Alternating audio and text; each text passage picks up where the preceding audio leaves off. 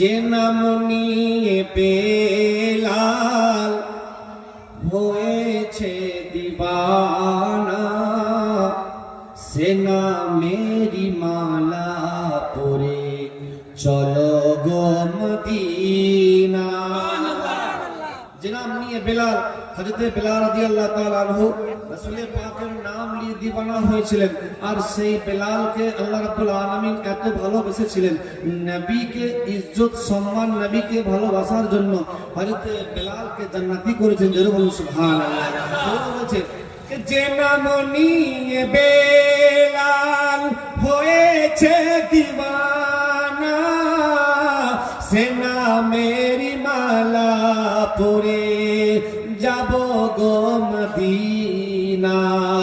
মদিনাতে যাব নবীকে জানাবো, মদিনাতে যাব নবীকে জানাবো।